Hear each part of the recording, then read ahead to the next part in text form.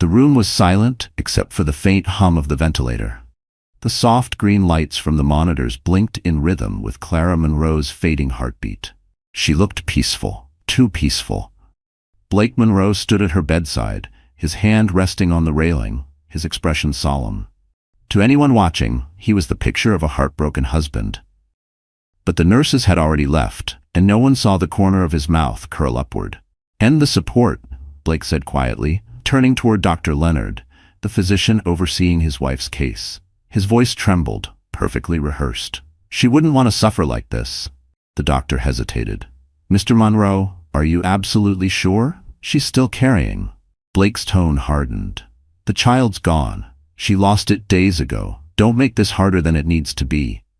He signed the papers with the same hand that had held her at their wedding. The same hand that had poured the champagne the night she crashed her car. A crash he made sure she would never survive.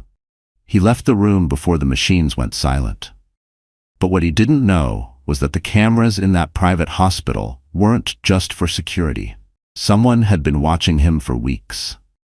Down the hall, a man in a tailored gray suit stared at the feed on his phone, his jaw tight, his eyes colder than the marble floor beneath him. Charles Hartman, Clara's father, had seen enough. "You just buried your own future, Blake," he whispered. As the machine slowed, Clara's body lay still, but her mind wasn't gone. Somewhere deep inside the darkness, she heard voices, fragmented like echoes underwater. "It's not your time yet." She tried to move, but her limbs wouldn't obey. Tears slid down her cheeks, unnoticed. Outside the hospital, reporters gathered like vultures. Blake stepped into his black sedan, dabbing fake tears with a silk handkerchief as flashbulbs erupted around him. "How will you remember your wife?" a journalist shouted. He paused, giving them the perfect headline, "As the love of my life." Then he smiled. A smile that would soon haunt every headline in America. Miles away, Charles's team moved Clara into an unmarked ambulance, bound for a private medical facility in Virginia. Her pulse was weak but steady. "She'll live," the medic said. Charles looked out the window toward the hospital, disappearing in the distance. "Good. Let him think she's dead." That night, Blake lifted a glass of champagne with his mistress, Sabrina Holt, to celebrate the end of a painful chapter. The moonlight caught the reflection of Clara's wedding ring, still on his finger. What he didn't know was that his wife's story wasn't ending. It was just beginning. 3 years earlier, no one would have believed that Clara Monroe, the glowing doctor with the soft laugh and gentle eyes, would one day become the face of a scandal that rocked New York's elite. Back then, she was the kind of woman who restored faith and love just by walking into a room. Blake Monroe saw her that way the night they met, or at least that's what he made her believe. It was at a charity gala downtown, a sea of diamonds, champagne, and empty smiles. Clara had been honored for her volunteer work with trauma victims. Blake, already a rising star in finance, had just been featured on the cover of Forbes as the young titan. Their paths crossed near the grand piano, where she stood alone, trying to escape the noise. "You don't look like you belong here," Blake said, offering a drink. "Is that an insult or a compliment?" she teased. "Both," he said, smiling just enough to make her blush. That night, he listened to her talk about her patients, her late mother, and her dream of opening a foundation to help families recover from loss. He made her believe he cared. He made her believe she was safe. Within months, they were inseparable. The brilliant doctor and the billionaire visionary. The media called them the golden couple of Manhattan. Clara had no reason to doubt him. Blake showered her with affection, gifts, and promises of forever. But behind the scenes, he was already weaving a web. Her father, Charles Hartman, had publicly questioned Blake's company's ethics years earlier. Blake never forgot the humiliation. Marrying Clara was more than love. It was strategy. By winning her heart, he could neutralize Charles, gain access to family connections, and silence the man who once called him a predator in a tailored suit. Clara never saw it coming. When she introduced Blake to her father, the air in the room froze. Charles's handshake was firm, his gaze sharp. "You climb too fast for a man without roots," he said. Blake only smiled. "And you judge too quickly for a man who's afraid to lose control." That tension never left. But Clara, blinded by love, convinced herself they'd eventually get along. "He's just protective," she told Blake one night. Blake kissed her forehead. "And I'll spend my life proving him wrong." 6 months later, they were married in a private ceremony in the Hamptons. The guest list was filled with billionaires, politicians, and celebrities. Clara looked radiant in her lace gown, unaware that every rose petal, every flash of the camera, and every whispered "congratulations" was part of a show scripted by Blake himself. That night, as fireworks lit up the ocean, Clara whispered, "Promise me we'll never become like them, cold, fake, cruel." Blake kissed her and said, "Never, my love."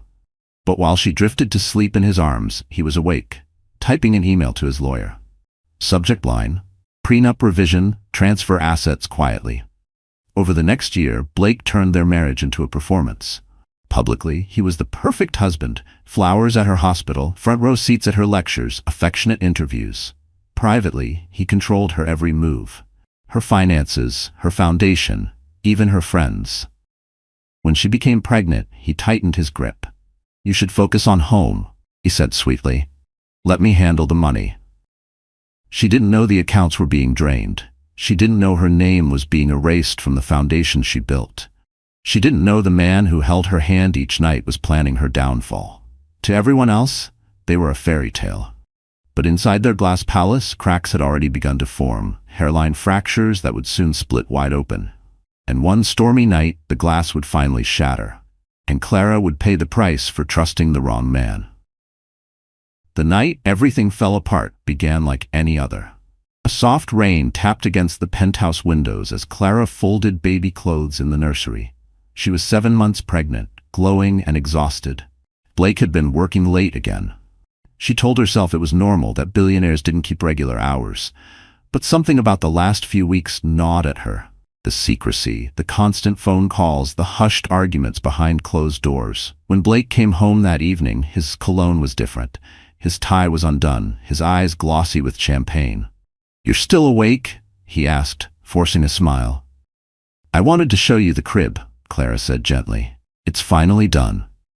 He walked over, looked at the crib without emotion, then turned to pour himself a drink. "You shouldn't worry about these things, Clara. Just rest. Stress isn't good for the baby." She nodded, but her heart was pounding. After he went to shower, she reached for his phone left on the counter. The screen lit up with a message that froze her blood. "Transfer complete. She won't find out until it's too late." Before she could read more, she heard the shower stop. Clara dropped the phone, pretending to tidy the counter. Blake stepped out, towel around his waist, studying her reflection in the mirror. "Everything okay?" She smiled shakily. "Fine." But that night, she couldn't sleep. When dawn broke, she called a close friend at the bank, someone she trusted, to check her foundation's account. "Clara," the woman whispered, "your signature was used to transfer everything. Every dollar is gone." By noon, Clara was in her car, heading downtown. The documents she'd printed from Blake's home office sat on the passenger seat, a folder full of evidence proving his fraud. She didn't even care about the money anymore. She just wanted out. Rain lashed against the windshield as she called her father. "Dad, it's Blake," she said, voice trembling. "He's been lying to me." Static drowned her words. "Clara, where are you?" She glanced at the GPS. "Near the Lincoln Tunnel?" The next moment was a blur of headlights and screeching tires. A black SUV appeared out of nowhere, cutting her off. The car spun once, twice, before slamming into the guardrail. Metal screamed, glass shattered, and everything went black. When she opened her eyes, smoke filled the air. The taste of blood coated her tongue. Pain ripped through her abdomen. "The baby," she gasped, clutching her stomach. Through the haze, she saw a figure standing by the road, someone tall, wearing a black raincoat. He held a phone to his ear, speaking calmly. Then he looked directly at her before disappearing into the fog. By the time the ambulance arrived, Clara's pulse was faint. The medics shouted orders, lights flashing red against the storm. "She's pregnant. 7 months. She's losing blood fast." At the hospital, Blake arrived hours later, immaculate in a navy suit, grief etched perfectly onto his face. "It's my fault," he told the cameras. She was depressed, driving too fast. Behind the closed doors of the ICU, doctors fought to save her life and the child's. One survived, one didn't. When the monitors flatlined, Blake closed his eyes, exhaling as if relieved. "She's gone," he murmured. But in another wing of the hospital, Charles Hartman received a private call. Sir, she's breathing, weak, but alive. Charles clenched his jaw. Keep it quiet. Move her tonight. As thunder rolled outside, the city mourned a tragedy. But somewhere in the dark, Clara's heart still beat, and vengeance began to breathe with it. Rain poured over the black umbrellas gathered outside St. Augustine's Cathedral. The air smelled of roses and deceit. Clara Monroe's funeral had drawn the city's elite, politicians, bankers, socialites, all dressed in grief that didn't belong to them. Cameras flashed, reporters whispered, and at the center of it all stood Blake Monroe, the widowed billionaire, face carved with perfect sorrow. He stood at the podium beside Clara's coffin, his voice breaking just enough to sound sincere. "She was my light," he said, eyes glistening. "A woman of kindness, compassion. She gave everything, and I failed to protect her." He paused, lowering his head as if overcome by emotion. Flashbulbs erupted like lightning. Every photo would tell the same lie, a grieving husband saying goodbye. But not everyone was fooled. At the back of the cathedral, a man in a charcoal overcoat watched from the shadows, Charles Hartman. His jaw tightened each time Blake spoke Clara's name. To the world, he looked like a broken father. But beneath that calm exterior, something darker burned. A cold, deliberate fury. When the service ended, mourners followed the casket outside. Blake placed a white rose on the polished wood, whispered, "Rest now, sweetheart," then turned away, slipping his hand into that of a younger woman standing nearby. Sabrina Holt. Her black dress was too short, her perfume too bold, her eyes too confident for a funeral. Cameras caught the moment her hand brushed his. The tabloids would call it grief's comfort. Charles called it proof. Later that night, as the last guests left, Blake poured himself a glass of scotch in his penthouse overlooking the city. Sabrina wrapped her arms around him. "You played that beautifully," she murmured. "Even I almost believed you loved her." He smirked. "Let them believe what they want. The insurance will clear by next week. After that, we disappear." Sabrina frowned. "Disappear where?" "Anywhere she can't follow," he said with a cruel laugh. "Clara Monroe is dead, and the world thinks I'm the victim." He didn't notice the red light blinking faintly on the balcony, Charles's surveillance drone recording every word. Meanwhile, miles away in a heavily guarded medical facility outside Richmond, Virginia, Clara's body was not in a coffin, but in a hospital bed, surrounded by machines. Her pulse was fragile, her skin pale as marble. Doctors worked in silence while Charles watched through the glass. "Will she live?" he asked. A doctor adjusted the IV drip. "Her brain activity is low, but there's hope. She's fighting." Charles's hands trembled as he placed them on the glass. "Fight, sweetheart. You're all I have left." He turned to his head of security. "No one knows she's alive. Not a soul. If Blake or the press find out, she's dead for real." By morning, every news outlet in America carried the same headline: Clara Monroe's tragic death leaves husband heartbroken. Blake's crocodile tears made front-page news. His stock value skyrocketed from sympathy. And while the world mourned, Charles quietly erased every trace of his daughter's existence from public records. 3 days later, Blake held a private reception at his home, champagne flowing, Sabrina laughing beside him. To new beginnings, he toasted. Somewhere in the dark, a voice whispered faintly from a hospital bed, "Not yet, not over." A nurse gasped as Clara's finger twitched. The heart monitor beeped once, then twice. Back in Manhattan, Charles poured himself a drink, eyes fixed on the rain. "You buried her too soon, Blake," he murmured, "and now I'm going to bury you alive." Charles Hartman had once been a name that made Washington tremble. Former FBI deputy director, cybersecurity magnate, and a man who built his empire from the ground up, he was respected and feared in equal measure. But when his daughter Clara married Blake Monroe, he retired quietly. He wanted peace, not power. He traded boardrooms for long walks by the river, strategy meetings for quiet dinners with Clara. She had been his redemption, his one reason to believe life could still be gentle. Now she was dead, and the world thought he was finished. At least that's what Blake believed. The night of the funeral, while champagne glasses clinked at Blake's penthouse, Charles sat alone in his study. The room was dim, filled with the faint hum of monitors tracking digital trails. Money transfers, deleted messages, encrypted calls. Blake's empire glowed across the screens like a web of greed. Charles stared at the center node labeled Horizon Capital and whispered, "You killed my child for this." He opened a drawer and pulled out an old photo. Clara at 8 years old, missing teeth, smiling with chocolate ice cream on her chin. His throat tightened, but his eyes stayed dry. He had cried enough the first night in that hospital when doctors told him she wouldn't make it. Now there were no tears left, only purpose.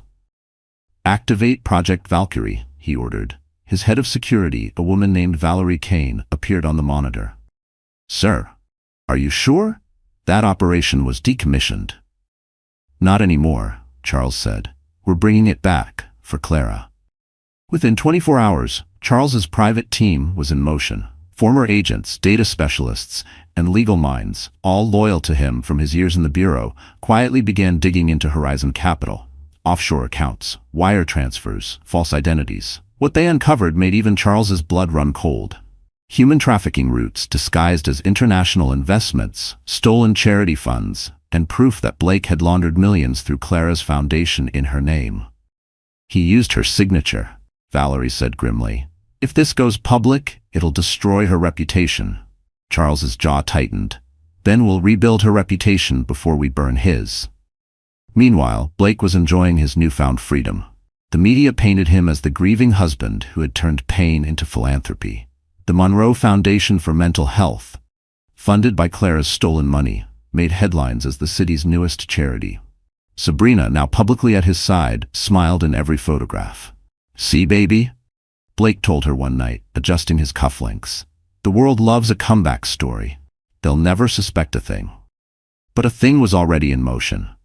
Charles's team infiltrated Blake's network through one of his shell companies.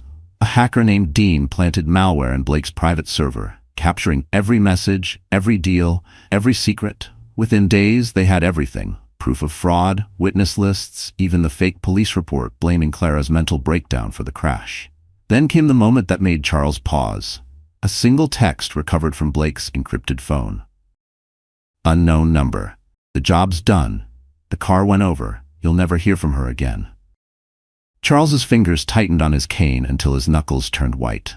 The timestamp was 11:37 p.m., the same moment his daughter's car crashed. He leaned back in his chair, staring at the screen. "You hired someone to kill her," he murmured.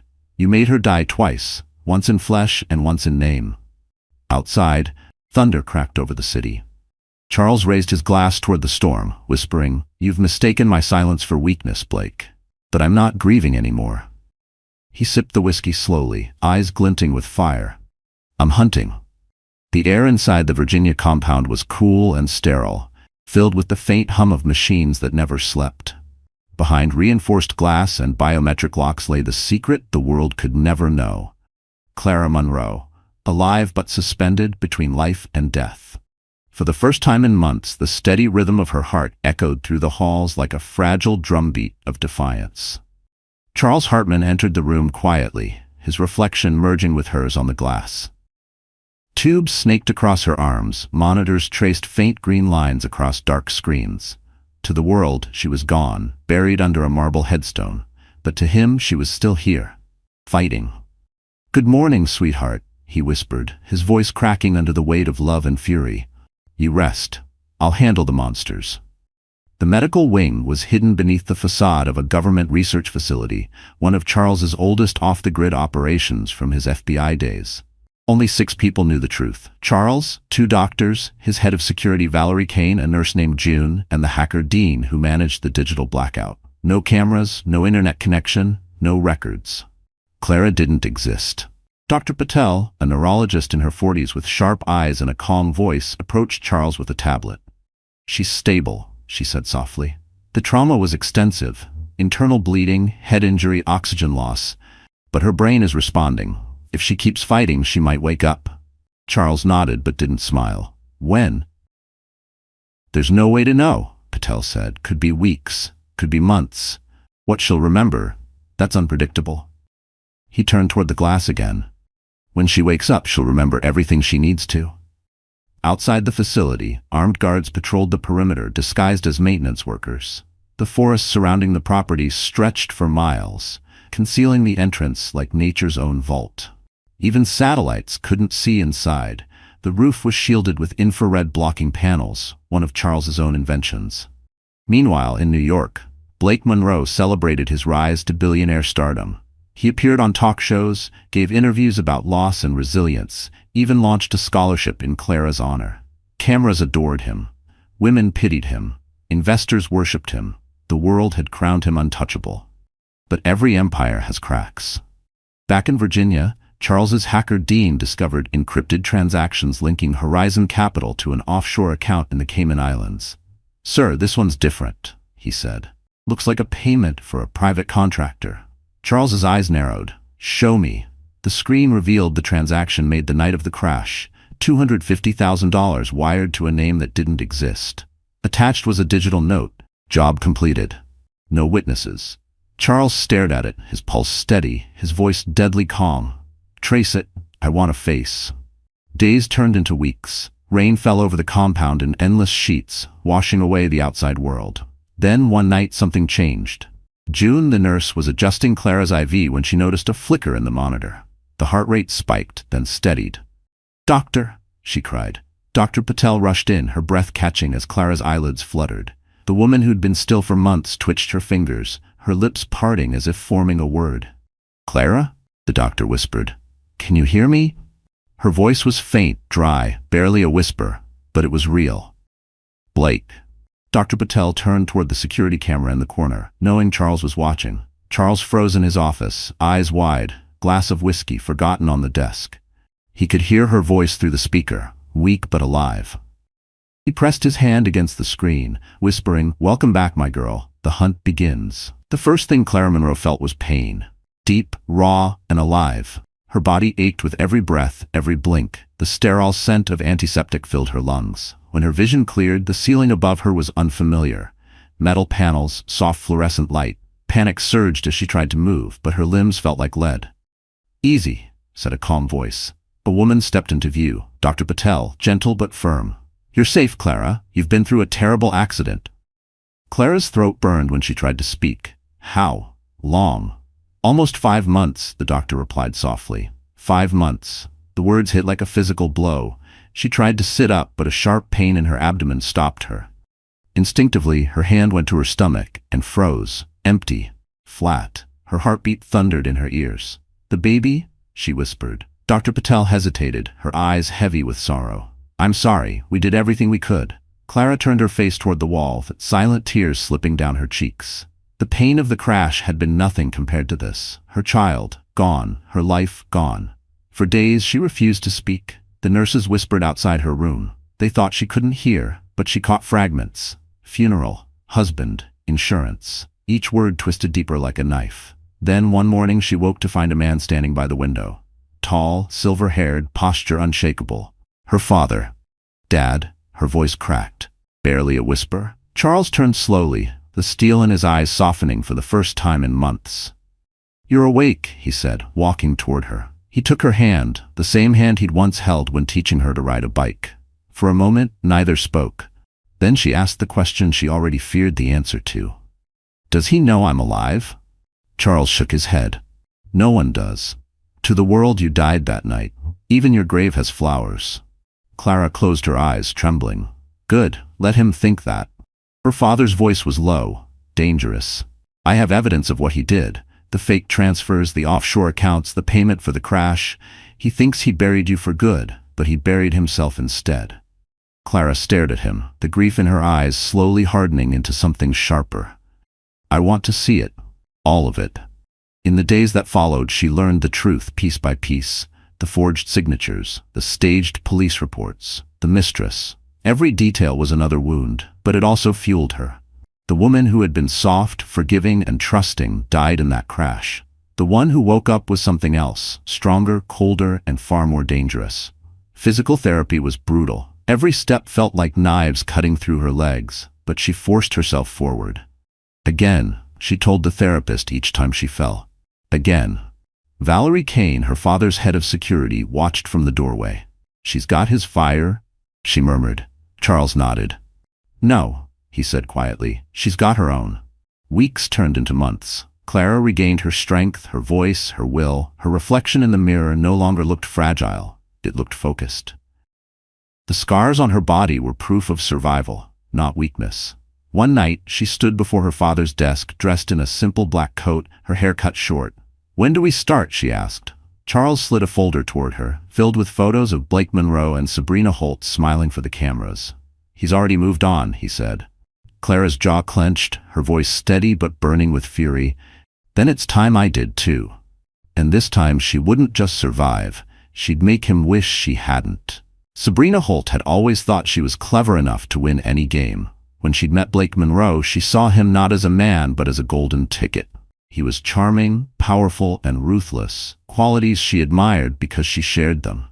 She'd helped him rewrite his image after his wife's death, painting him as a widower devoted to charity. Together, they ruled every headline, every red carpet. But lately, something about Blake terrified her. It began with the nightmares. Every night, Sabrina dreamed of fire and glass, of Clara Monroe's car crashing in endless slow motion, her scream echoing in the dark. She would wake drenched in sweat, convinced she heard footsteps outside her penthouse door. She told herself it was guilt, but Sabrina Holt didn't feel guilt. She felt fear. That morning, she walked into Blake's office, heels clicking against the marble floor. He didn't look up from his laptop. "You're late," he said, his tone sharp. "I didn't realize I had a schedule now," she replied, forcing a smile. Blake finally looked up. His eyes, once magnetic, were colder now, detached. "You do when you live off my money." Sabrina's smile faltered. "Is that what we're doing now, keeping score?" He leaned back in his chair, the ghost of a grin on his lips. "Always, darling, that's how I stay on top." Her pulse quickened. This wasn't the man she'd seduced. This was a stranger. "You've changed," she said softly. "No," he said. "I've just stopped pretending." Later that evening, she found a folder on his desk while he was showering. Financial documents, coded names, offshore transfers. But what froze her wasn't the money. It was the last page, a list titled Loose Ends. 3 names. 2 were already crossed out. The third was hers. Her stomach turned. She slipped the page into her purse and forced herself to smile when Blake emerged. "Dinner?" he asked casually, buttoning his shirt. "Sure," she said, voice steady, though her hands trembled. They dined at a rooftop restaurant overlooking the city. Cameras flashed from nearby tables. Blake thrived under the spotlight. He toasted to second chances. But Sabrina's mind was elsewhere, calculating, remembering the rumors she'd ignored, his first business partner who'd disappeared, the assistant who'd been transferred overseas, and now Clara, dead and buried. Or was she? A few days earlier, she'd received an anonymous email, just one sentence and a photo attachment. "Do you really know who you're sleeping beside?" The image was grainy but unmistakable. Clara Monroe, unconscious but alive, hooked to machines. Sabrina hadn't believed it at first. She thought it was a sick prank. But now, watching Blake smile, she wasn't sure. That night, she returned home alone, poured herself a glass of wine, and opened her laptop. Her hands shook as she typed the words "Clara Monroe accident photos." The search results were endless. Headlines, interviews, tributes. But one article caught her eye. "No autopsy performed at family's request." No autopsy. Her breath hitched. "Oh my God," she whispered. Suddenly her phone buzzed. A message from an unknown number. "You're next if you don't play smart." Her glass shattered on the floor. Hours later, Blake came home, his tie undone. "You look pale," he said, picking up a piece of glass. "Just tired," she lied, clutching her purse. Inside, the stolen page burned against her hand like a warning. He kissed her cheek, the gesture too soft to be real. "Get some sleep, Sabrina. We've got a gala tomorrow. You'll want to look perfect." She nodded, forcing a smile. But as he walked away, her eyes hardened. For the first time, she saw him clearly, not as her lover, not even as her enemy, but as a man who killed without blinking. And she knew one thing for certain. If Clara Monroe was truly alive, Sabrina Holt was going to find her before Blake did. The night of the Horizon Capital Gala was supposed to be Blake Monroe's crowning moment. The ballroom of the St. Regis shimmered with gold and glass, a monument to excess. Guests in designer gowns floated between champagne towers, while a jazz band played beneath chandeliers worth more than most people's homes. Reporters whispered that Blake was about to announce the biggest merger in his company's history, a deal that would make him untouchable. To the public, he was the widower turned visionary, a man who had conquered loss and turned grief into greatness. But beneath the glitter, the mask was starting to slip. "Smile wider," Sabrina whispered through clenched teeth as cameras flashed. "You look like you're plotting someone's murder." Blake chuckled without warmth. "Maybe I am." She froze, uncertain if he was joking. But the glint in his eyes wasn't humor, it was hunger. Across the ballroom, a group of investors murmured nervously. They'd been promised returns that hadn't materialized. Whispers of missing funds were spreading like cracks in glass. Blake felt it too, the room no longer fully admiring him but assessing him. Judging. He raised his glass high. "To the future," he declared, his voice booming. The crowd cheered on cue, but behind every smile, doubt was taking root. Meanwhile, in a hidden command center 2 miles away, Charles Hartman's team monitored the gala through hacked security feeds. Clara stood between Valerie and Dean, her face pale under the glow of the screens. It was the first time she'd seen her husband alive since the night he tried to kill her. "There he is," Valerie murmured, still playing the hero. Clara's jaw clenched as she watched him kiss Sabrina's cheek for the cameras. He always loved an audience. Dean pointed to one of the monitors. "Our malware's in. Once he connects to the company's secure server for the merger announcement, we'll have everything. Emails, offshore accounts, even the payments to the hitman." Charles nodded grimly. "And once we do, the world will know what kind of man he really is." Back inside the ballroom, Blake stepped to the podium.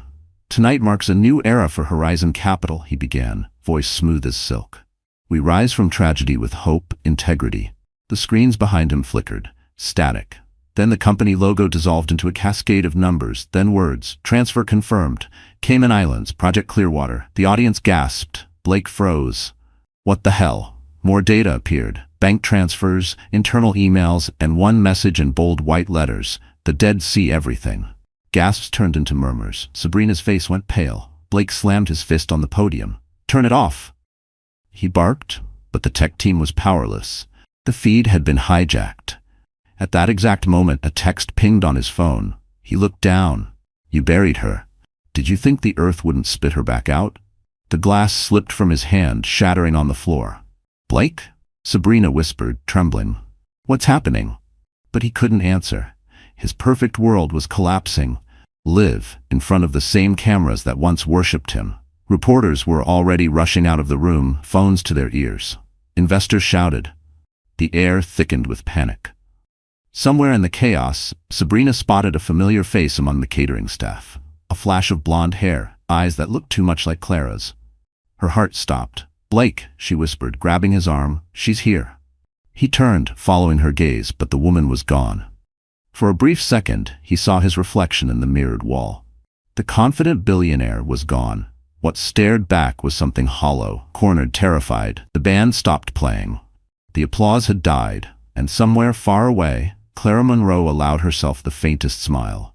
The man who buried her alive had just started digging his own grave. The chaos in the ballroom still hadn't settled when the main doors opened. A cold gust swept through the room, snuffing out the laughter, silencing the chatter. Blake Monroe froze mid-sentence, his glass trembling in his hand. Every head turned toward the entrance. And there she was. Clara Monroe stepped into the golden light like a ghost rewritten in flesh. Her long black gown shimmered with sequins that caught the glow of the chandeliers, her short hair styled sleek against her jaw. There was no trace of the fragile woman the world had mourned. Only power wrapped in quiet grace. The cameras that had worshipped Blake now swiveled toward her as if pulled by gravity itself. For one long second, the room forgot to breathe. Blake's mind refused to process what his eyes saw. "No," he whispered. "It's impossible." But Clara was very real.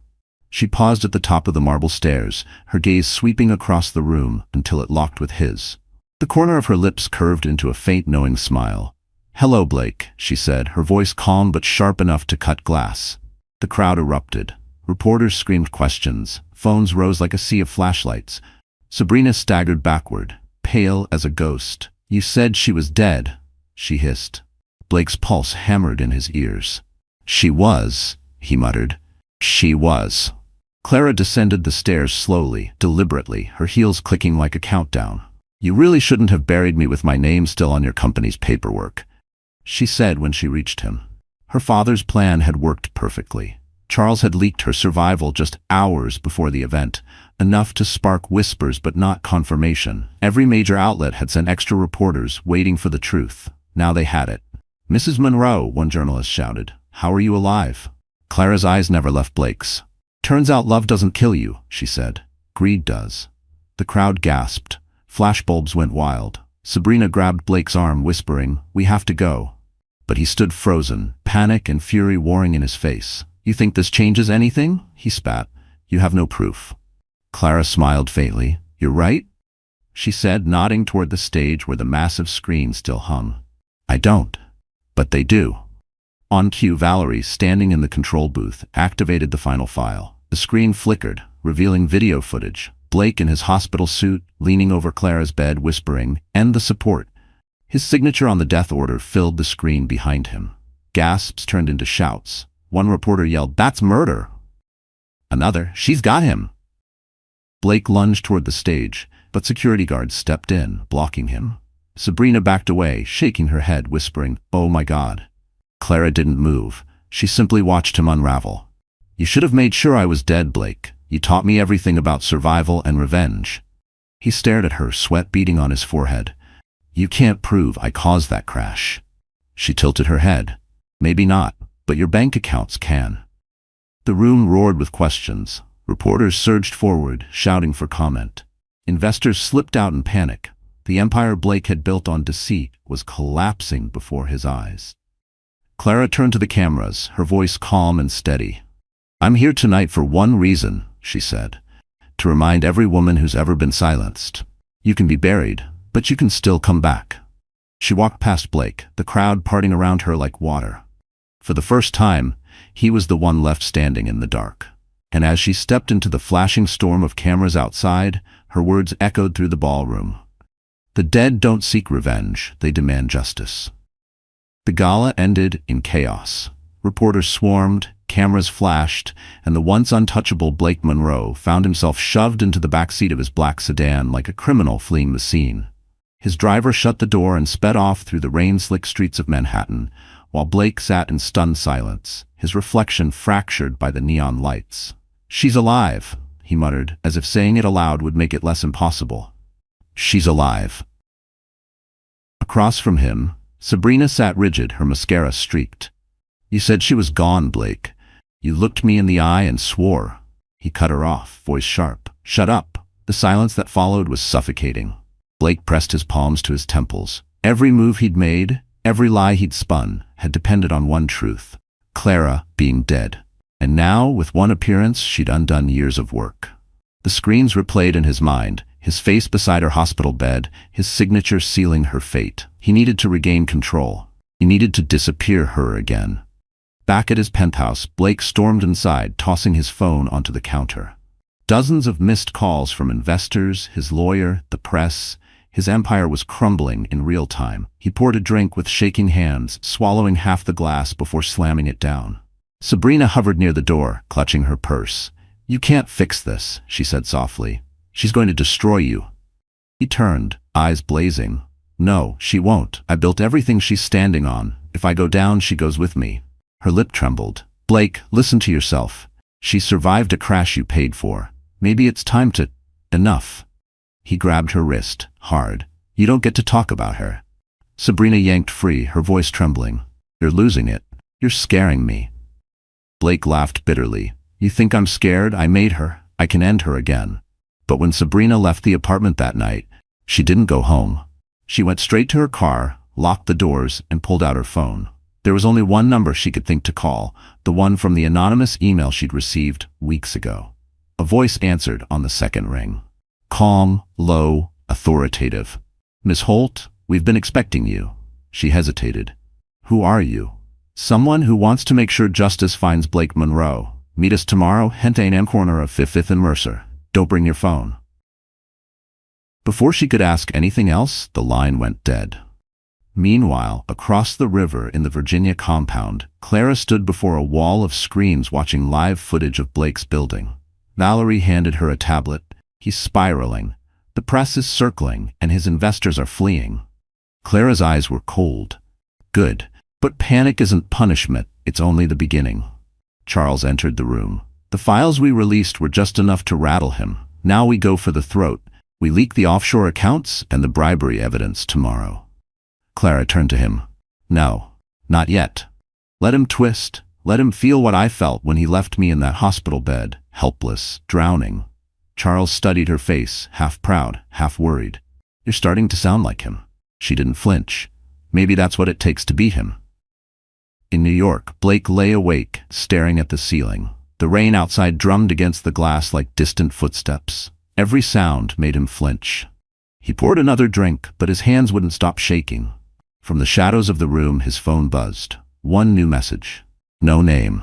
Just words that made his blood run cold. Did you really think the dead can't speak? The glass slipped from his hand, shattering across the marble floor. For the first time in his life, Blake Monroe was afraid, and he had every reason to be. The morning light sliced through the city like a blade. Blake Monroe hadn't slept. He stood by the window of his penthouse, staring at the skyline that used to feel like his kingdom. Now it looked like a prison made of glass. His phone buzzed every few minutes. Lawyers, investors, journalists, but he didn't answer. Every headline screamed the same thing. Billionaire exposed, wife alive. He poured another drink, though it was barely 8 a.m. His empire was unraveling faster than he could lie. Meanwhile, across town, Sabrina Holt parked her car on Mercer Street. She wore dark sunglasses and a long trench coat that did little to disguise the panic etched into her face. A man in a gray suit was waiting near a coffee shop, reading a newspaper. Without looking up, he said, "Miss Holt, you're late." "Who are you?" she asked, clutching her purse. The man folded the paper, revealing a small silver badge tucked inside his jacket.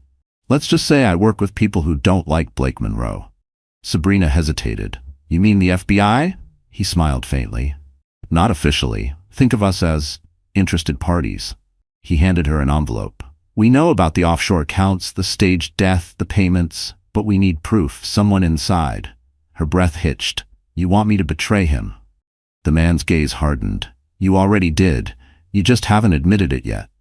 Sabrina's fingers tightened around the envelope. "If I do this, I want immunity." "Help us bring him down," he said, "and you'll get more than that. You'll get your life back." Back at Horizon Capital, Blake was in his office when his assistant rushed in. "Sir, the board wants an emergency meeting. They're threatening to remove you as CEO." Blake slammed his glass against the desk. They wouldn't dare. But they would. The evidence leaking online was devastating. Transaction records, falsified audits, and the viral video from the gala. Every shred of his credibility was burning. That afternoon, Sabrina walked into the office, every step rehearsed. "We need to talk," she said. Blake looked up, eyes bloodshot. "Not now." "It's important," she insisted. He stared at her, suspicion flickering. "You've been distant. Nervous? What's going on, Sabrina?" She forced a laugh. "You're paranoid." "Maybe," he said quietly, "but paranoia keeps me alive." He stood, circling her like a predator. "Tell me, where were you this morning?" She swallowed hard. "Shopping," he smiled faintly. "Funny. My security saw you meeting a man near 5th and Mercer." Her blood ran cold. "Who is he?" Blake demanded. "What did you tell him?" Sabrina's lips trembled. Before she could speak, Blake's hand shot out, gripping her throat just enough to make her gasp. "You think you can betray me?" he hissed. "I made you." Tears welled in her eyes. "Let go, Blake, please." He released her abruptly, stepping back with a cruel smirk. "You're not leaving me, Sabrina, because if I go down, I'll drag you to hell with me." But what Blake didn't know was that the conversation was being recorded. The tiny microphone pinned to Sabrina's coat transmitted every word straight to Charles Hartman's team in Virginia. Valerie leaned toward the speaker. "He's confessing." Charles crossed his arms. "Let him hang himself." In the penthouse, Sabrina's fear turned to fury. "You know what, Blake?" she said, her voice shaking but defiant. "You should have killed me when you had the chance." He froze. "What did you say?"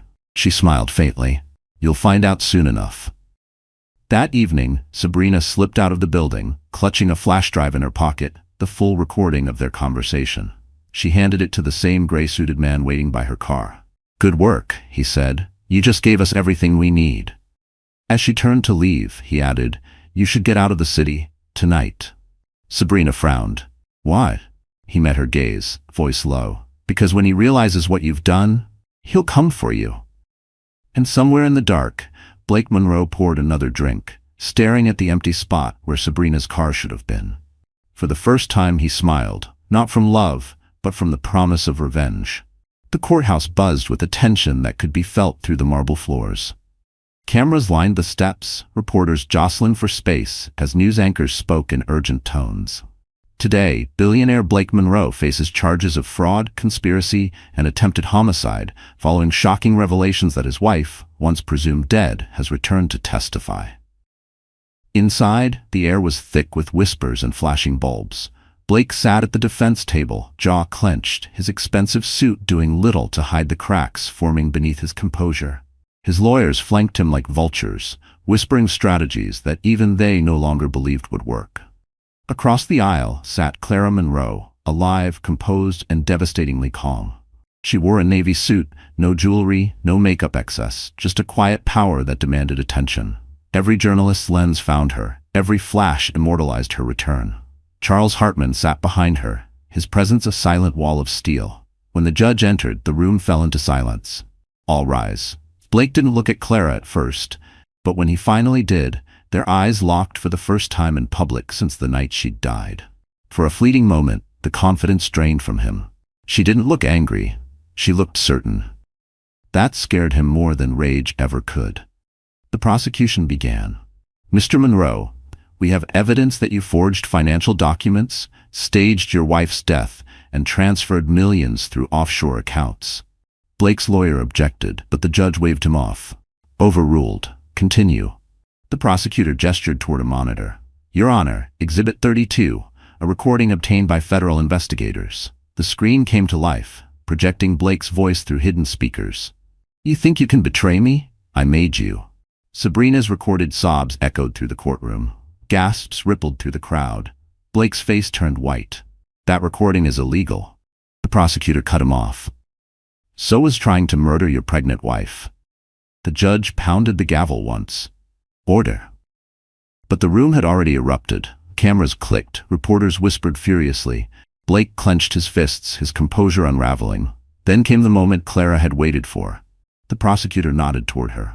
"Mrs. Monroe, please take the stand." Every camera turned. The air itself seemed to hold its breath as Clara walked forward, each step deliberate. She took the oath, her voice steady. "I swear to tell the truth." "Mrs. Monroe," the prosecutor began, "can you tell the court what happened the night of your accident?" Clara's gaze didn't waver. "It wasn't an accident," she said. "My husband hired someone to tamper with my car. He thought the crash would kill me, and it almost did." Blake slammed his hand on the table. "She's lying." Clara didn't flinch. "If I were lying, I'd still be dead." A murmur swept through the courtroom. The prosecutor continued. "Did you authorize any of the financial transfers made in your name?" "No," Clara said. "He used my signature while I was in a coma. He stole my foundation, my reputation, and tried to erase my existence." The prosecutor played another piece of evidence, an email from Blake to his accountant. "Move everything tonight. Once she's gone, I want no trail." Blake's lawyer whispered frantically, "We can still settle." "Shut up," Blake hissed. When it was her father's turn to testify, Charles approached the stand like a soldier going to battle. He detailed every hidden transaction, every fake report, and every bribe. "He underestimated the wrong family," Charles said. "He forgot that justice doesn't die just because someone tries to bury it." By the end of the day, the jury had seen enough. The judge's gavel fell. Court will recess until tomorrow for final statements.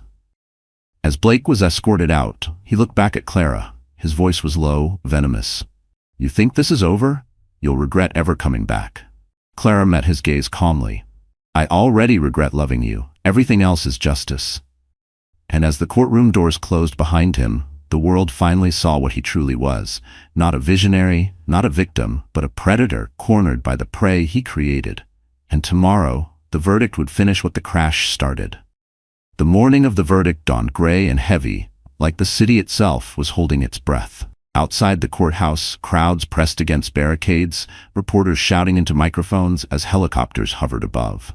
"Today marks the possible end of the Monroe dynasty," one anchor said. Once a symbol of power, Blake Monroe now faces a lifetime behind bars.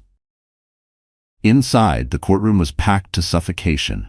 The smell of tension and stale coffee hung in the air. Blake sat rigid in his chair, his once polished appearance unraveling. His tie was crooked, his eyes bloodshot, and his arrogance had curdled into raw panic. Every whisper, every click of a camera, felt like a countdown.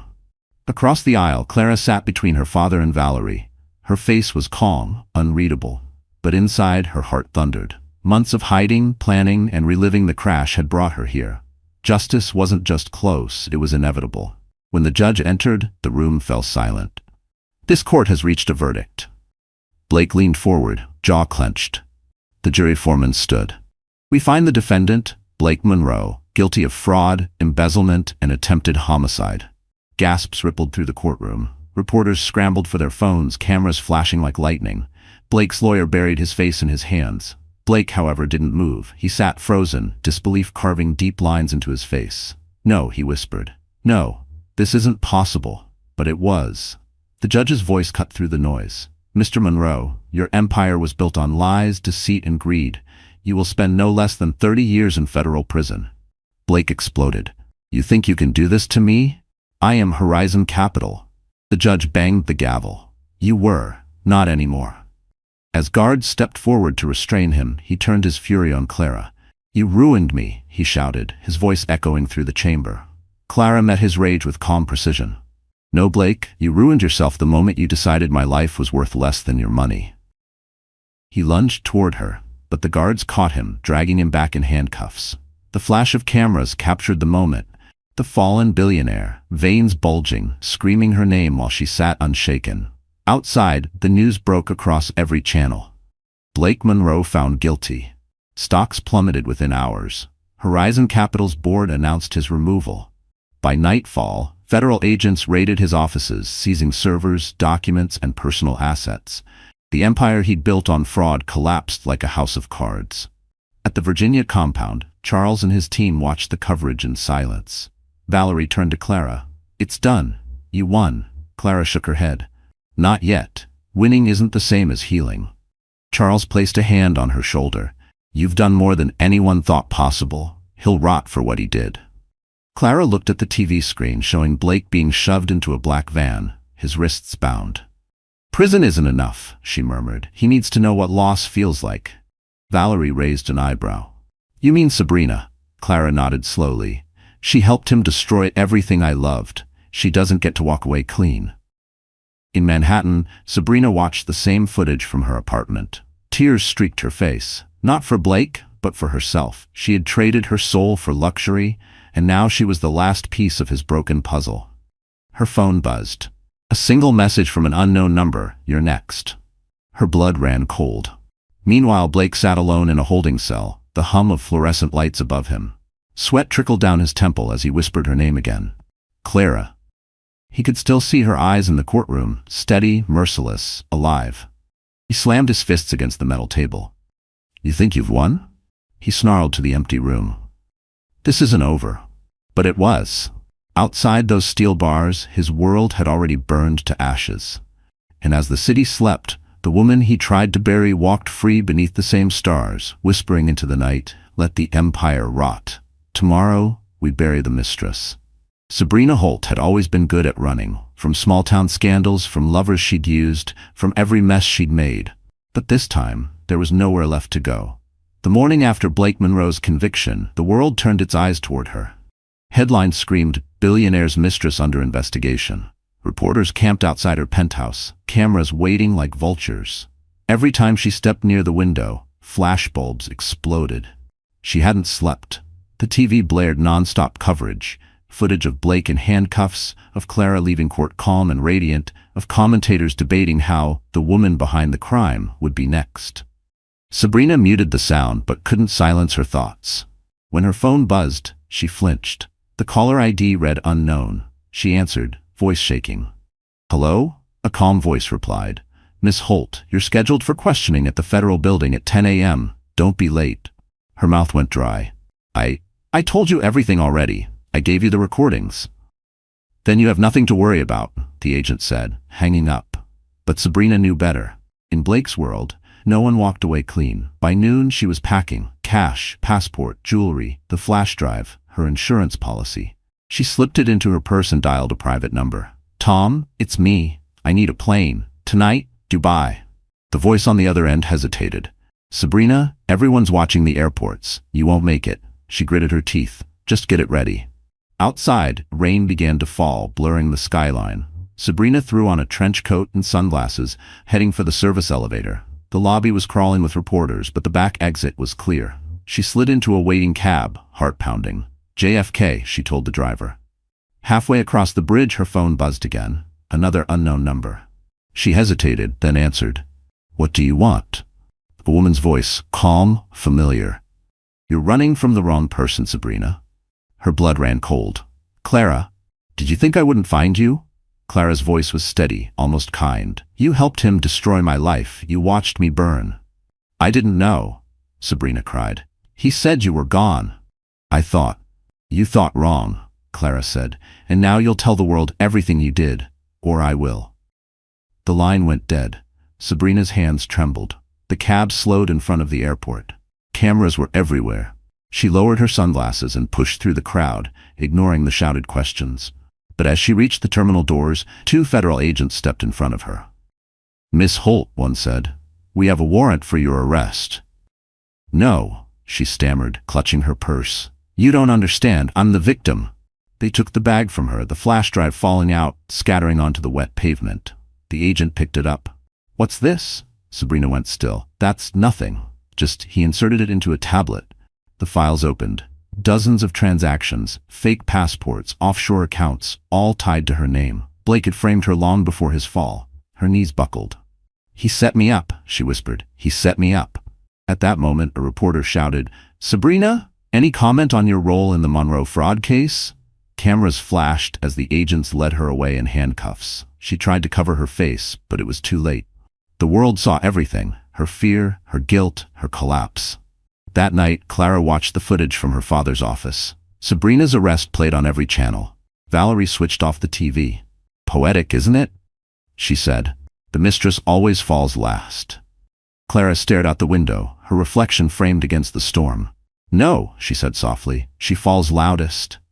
In her cell, Sabrina wept into her hands. The only thing louder than the reporters' voices was her own regret. The woman who helped bury Clara Monroe had finally dug her own grave.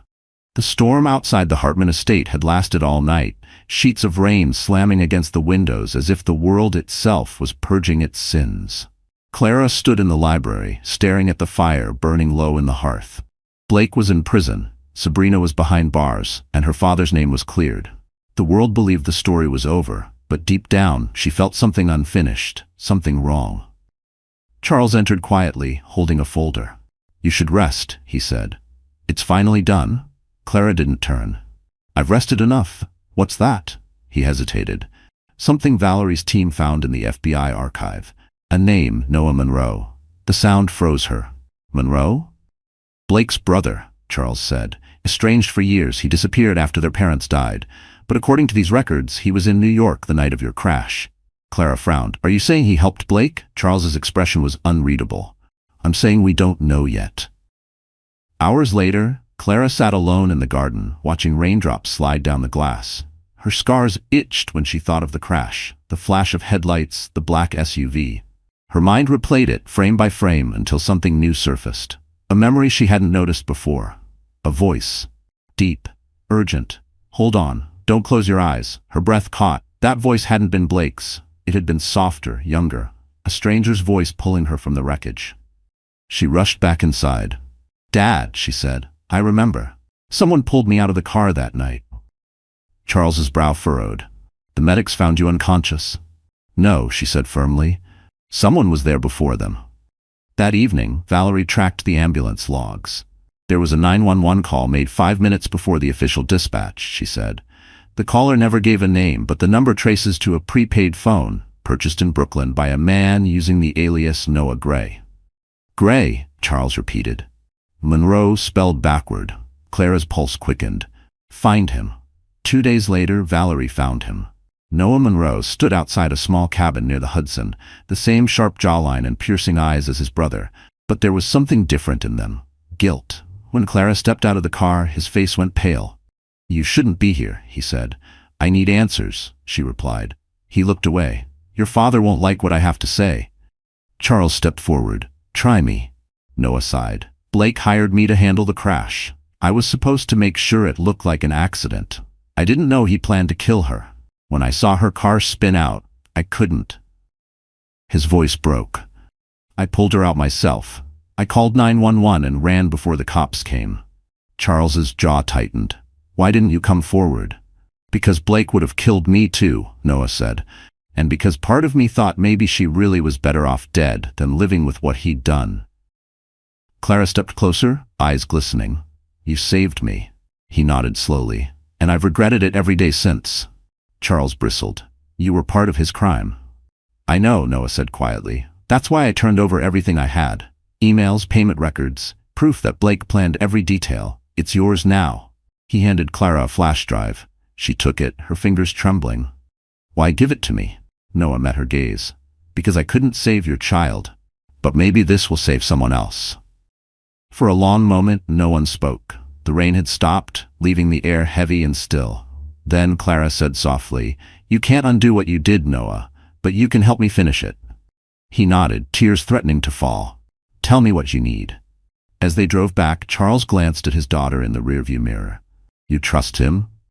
No, Clara said, staring out at the clearing sky. But I trust fate. It kept him alive for a reason. The man who once helped bury her had become the key to unearthing the final truth. The following evening, the Hartman estate was cloaked in fog. A single lamp burned in the library, casting long shadows across the walls lined with books and secrets. Clara sat opposite Noah Monroe at the table, her eyes locked on his. Between them lay a small recorder, its red light glowing like an unblinking eye. Start from the beginning, she said softly. Noah swallowed hard. You already know Blake paid me, but you don't know why I agreed. Charles, standing behind his daughter, crossed his arms. Because you're just like him, a greedy coward. Noah looked down. That's what I thought too, but it wasn't money I wanted. It was revenge. Clara frowned. Revenge for what? Noah took a deep breath, his voice trembling. Our father, Richard Monroe. Blake blamed your father for his suicide. Said Charles's testimony ruined him. Blake wanted to destroy your family, and I believed him. I wanted to hurt you both. So when he asked me to help stage an accident, I agreed. Charles's expression hardened, but Clara raised a hand to stop him. Go on. I sabotaged your brakes, Noah continued, his words heavy. But when I saw the crash, when I saw you bleeding inside that car, something broke. You weren't supposed to die. Blake lied. He wanted you gone, not scared. Gone. He looked at her then, eyes raw with guilt. I dragged you out, called 911, and ran before the cops arrived. But I kept everything, his messages, his plans, because part of me knew this day would come. Charles's voice was cold. You could have stopped all of this years ago. I know, Noah said. But Blake owned people, politicians, judges, cops. If I'd spoken then, he would have buried me too. Clara studied him in silence, searching for a lie. But there was none. His shame was too real, his voice too broken. Why tell us now, she asked. Because it's not over, Noah said, leaning forward. Blake may be in prison, but he's not done. He has people on the outside, loyalists, fixers. They're planning to move what's left of his money and destroy whatever evidence remains. He still thinks he can come back. Charles scoffed. From a cell? Noah shook his head. He's smarter than you think. He built that empire like a virus. It spreads even when he's gone. The drive I gave you has their names, bank accounts, offshore networks. But you have to move fast. Valerie entered the room then, holding a laptop. Sir, he's telling the truth, she said. Encrypted transactions started last night from Horizon Capital's shadow accounts. Someone's trying to clean up what's left. Charles exhaled sharply. So even behind bars, he's still playing. Clara's voice was steady. Then, so are we. Noah reached into his jacket and pulled out an old envelope. There's one more thing, he said. A letter Blake sent me 2 days before your crash. It proves intent. He wrote, when she's gone, I'll finally be free. I never destroyed it. Clara took the envelope with trembling hands. Inside was the familiar handwriting that once wrote her love notes. But this one was a death sentence. Her father leaned closer. This letter is enough to add attempted murder to his conviction. You realize what that means? Noah nodded. It means he'll never get out. For a long moment, the room was silent except for the crackling fire. Then Clara pressed the recorder's stop button. "You're going to testify," she said. Noah blinked. "You trust me to do that?" "I don't trust you," she said quietly. "I trust consequences." Charles placed a hand on her shoulder. "You sound like me." She met his eyes. "No, Dad, I sound like someone who finally stopped being afraid." As Noah rose to leave, the weight of what he'd confessed hung heavy in the room. But beneath the tension was something new. Momentum. The truth had finally come to light, and for the first time, Clara realized justice wasn't just survival. It was war. And tomorrow, the world would hear Noah Monroe's confession, and Blake would lose everything left to his name. The following weeks unfolded like a rebirth. After Noah Monroe's public confession, the world erupted. Every headline bore Clara's name, not as the victim of a billionaire's betrayal, but as the woman who brought down an empire. "Survivor turned Avenger," one magazine cover read. "The woman who outsmarted a monster," declared another. But Clara didn't want fame. She wanted purpose. She sat in her father's office overlooking the Hudson River, sunlight spilling across the floor. The same city that once buried her was now whispering her name like a legend. But she felt only a quiet ache, the kind that comes after surviving something that should have killed you. Charles entered, holding a folder marked "The Monroe Case, Closed." "It's done," he said. Blake's sentence was extended. 50 years without parole. Clara exhaled slowly. "Justice," she said softly, "but not peace." Her father studied her face. "Peace doesn't come from punishment, Clara. It comes from what you build after." That night, she couldn't sleep. She walked through the halls of the estate, each step echoing against marble and memory. The house was filled with silence and ghosts. The baby's room she never used, the laughter she'd forgotten how to make. At dawn, she stood on the balcony, watching the city wake. A thought came to her like a whisper. What if survival could save someone else? By noon, she had a plan. She called Valerie and Dean into the study. "I want to start something," she said. "Not revenge, not charity. Something real, something that helps women who've been silenced, stolen from, or left for dead. People like me." Valerie smiled faintly. "You're thinking of a foundation." Clara nodded. "Yes, the Adam Project." The name hit the air like a prayer. Adam, the son she'd lost before he ever took a breath. "It'll focus on women's recovery, legal defense, and financial protection," Clara continued. "We'll create a network where no one has to choose between silence and survival." Charles looked at her with quiet pride. "You've turned pain into armor, sweetheart. That's something even I couldn't teach you." Within months, the Adam Project Foundation launched publicly. The press flooded the event, cameras flashing, reporters shouting questions. But this time, Clara wasn't the story. The women she helped were. The first woman to speak was Maria Lopez, a domestic abuse survivor. Her voice trembled as she said, "I was lost until the Adam Project found me. Clara Monroe showed me that surviving isn't shameful. It's strength." The room erupted in applause. Clara stood at the podium, tears glimmering but unshed. "For years," she said, "my story was told by people who wanted to profit from my pain. Today, I take it back, and I share it with every woman who's ever been told she's powerless. You are not." The crowd rose to their feet. Even Charles, who rarely showed emotion, wiped a tear. Later, after the event, Valerie approached her. "You realize what you've done?" Clara smiled. "I didn't rebuild my life," she said. "I built something bigger." News outlets praised her transformation. "Clara Monroe, from tragedy to triumph," one segment read. Donations poured in. Survivors from across the country reached out, calling her a symbol of rebirth. But while the world celebrated, Clara remained grounded. She knew the scars beneath her sleeve, the nights she still woke in cold sweats. Healing wasn't a destination. It was a decision she made every morning. One evening, as she locked her office, Noah approached quietly.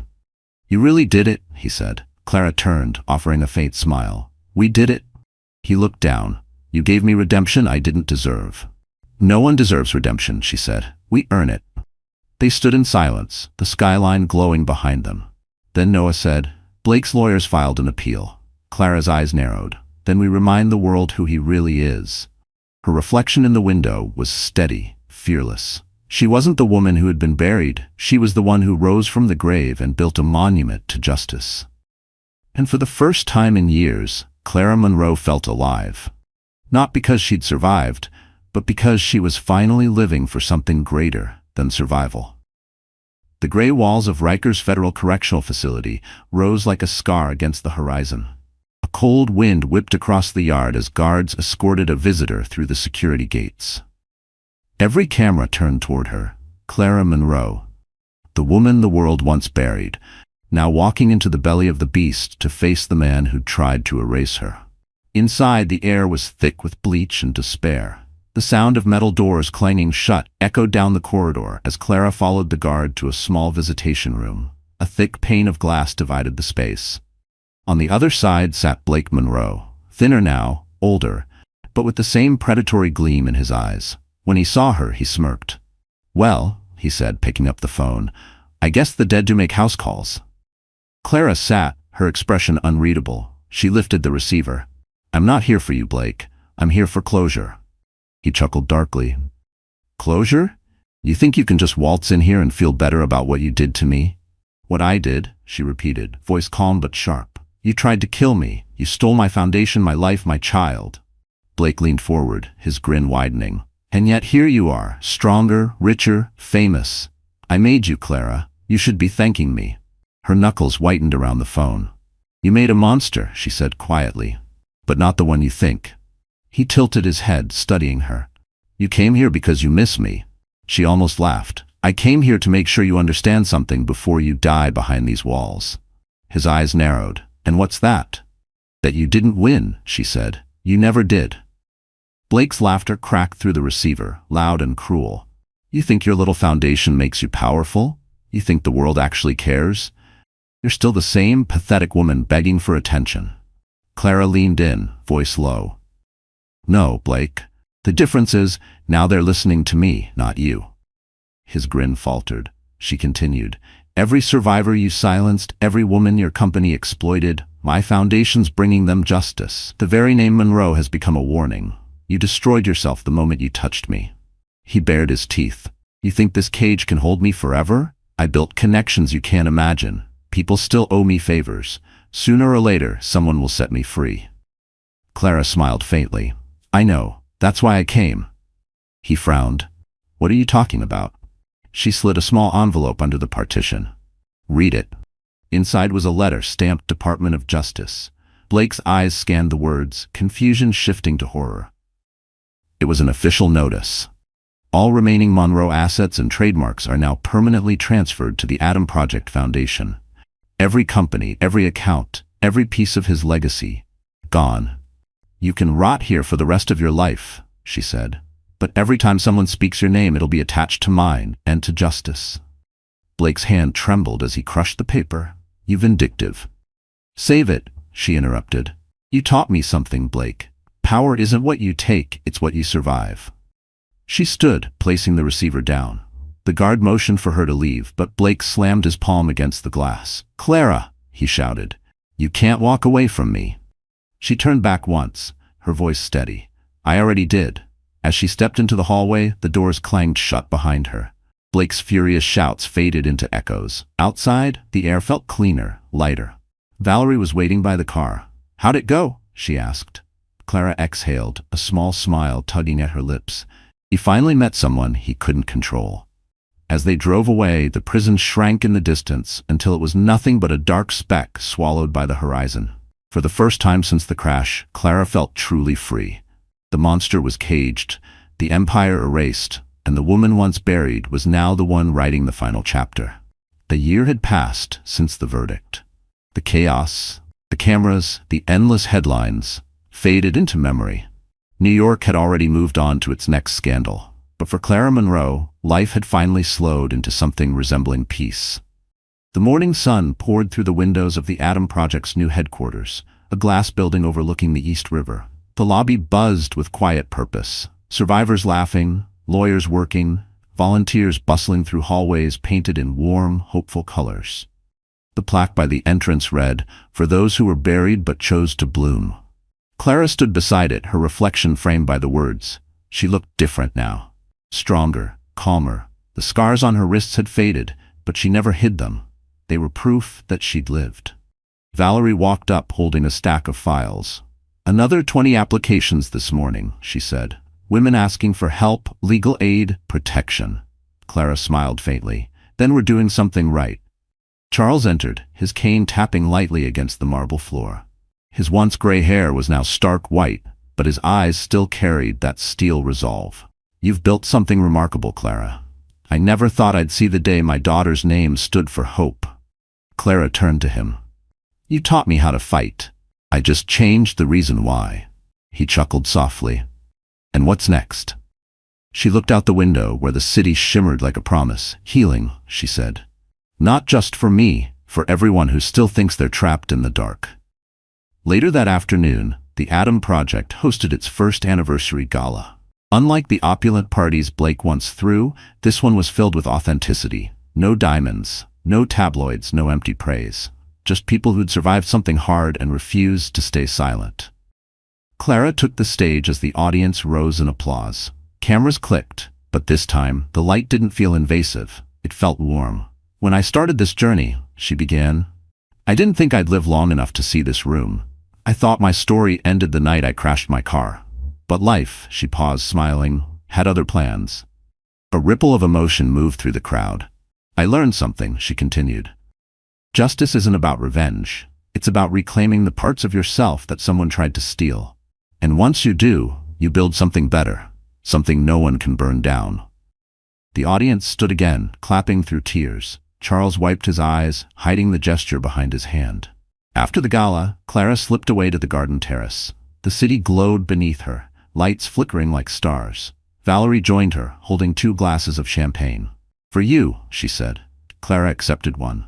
To survival? Valerie shook her head, smiling. To living. They clinked glasses. Moments later, Noah approached quietly. He'd stayed out of the spotlight, helping the foundation behind the scenes. You did it, he said. You changed everything. Clara turned toward him. We did, she replied. You helped me close the last chapter. He nodded, his eyes soft. You forgive me? She hesitated, then said, I don't know if forgiveness is the right word, but I've stopped hating you. That's a start.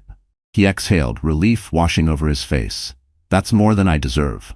As he walked away, Clara looked up at the night sky. The same stars she'd once begged to see again now shimmered brighter than ever. The ghosts of her past, the crash, the lies, the pain, finally loosened their grip. Charles joined her one last time, placing a hand on her shoulder. You did good, kid, he said quietly.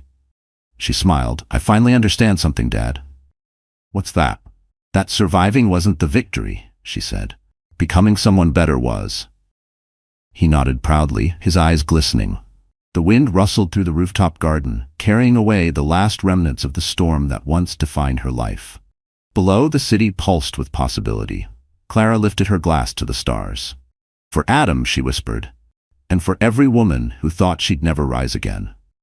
And for the first time, she wasn't just surviving, she was free. Because when they buried Clara Monroe, they didn't know they were planting a seed. So, that's how the story ends. Clara Monroe walked through fire and somehow came out brighter on the other side.